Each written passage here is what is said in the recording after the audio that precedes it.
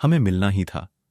आपको शायद मेरी प्रेम कहानी बहुत फिल्मी लगे, पर यही सच है मेरी प्रेम कहानी का। मैंने उनको कभी नहीं देखा था, न ही कभी विदेश जाने का सपना देखा था।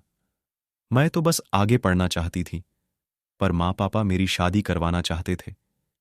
एक दिन मैंने भी गुस्से में आकर कह दिया कि अगर आप लोग मुझसे इतने ही परेशान हो तो कर दो मेरी शादी, लेकिन इंडिया में नहीं कहीं, और जहां मैं आप लोगों से कभी न मिल सकूं।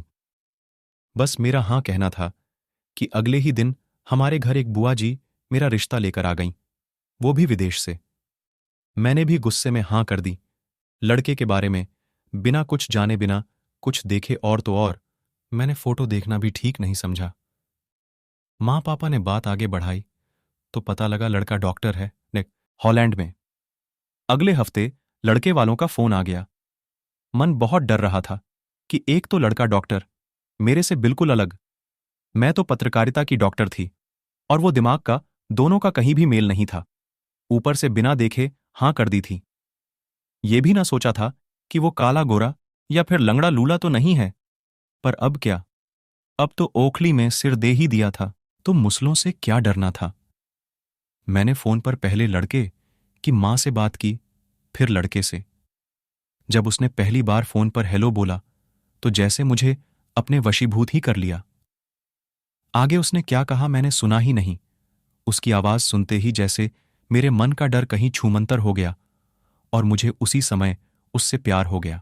फिर 6 महीने तक हम दोनों में सिर्फ फोन पर ही बातें हुआ करती थीं, या फिर ईमेल, लेकिन हम दोनों ने अभी तक एक दूसरे को देखा नहीं था। मई में वो अपने भाई के साथ इंडिया आए, तब हमारी सगाई की तारीख पक्की हो गई थी। तब सगाई से एक दिन पहले मैंने उन्हें देखा, पर शर्म और संकोच के मारे मुंह से कुछ बोल नहीं निकल रहे थे। वो जैसे मेरे मन की बात तब समझ गए थे, इसलिए पहले मेरे भाई से बात की, फिर मुझसे। उस एक फोन की बात से जो हमारा प्यार का सिलसिला शुरू हुआ, वह आज हमारी शादी के 10 साल हो जाने पर भी कायम है।